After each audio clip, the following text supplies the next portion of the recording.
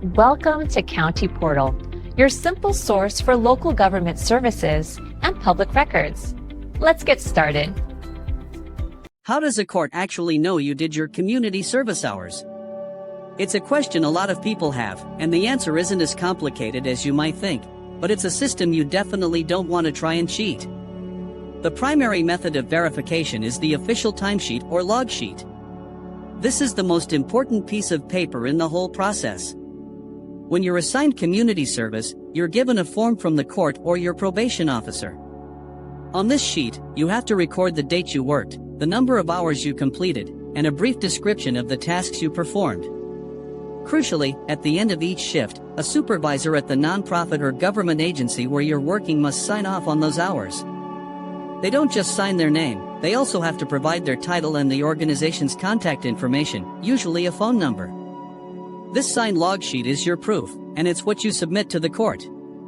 Now, here's the verification part. The court clerk, your probation officer, or even the judge's staff can, and often do, make phone calls to verify the information. They won't call for every single person, but they do conduct random checks. They'll call the number on the log sheet and ask the supervisor directly, "Did John Doe work here on these specific dates for this number of hours? Was he on time? Did he complete his assigned tasks?"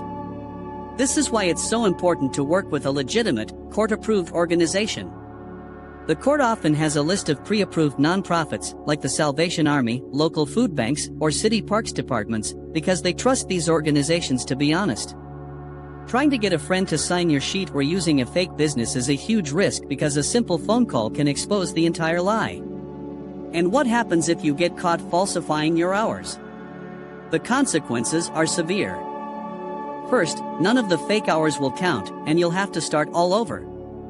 Second, you could face brand new criminal charges for things like perjury or contempt of court, which can mean more fines or even jail time. Third, if you're on probation, this is a major violation that could get your probation revoked, sending you straight to jail to serve out your original sentence. The bottom line is that the court system relies on a simple but effective honor system backed by the real threat of verification. They trust the signature of a legitimate supervisor, but they also have the power to check up on it at any time. The risk of getting caught is high, and the penalties are serious, so the best and only advice is to just do the work honestly.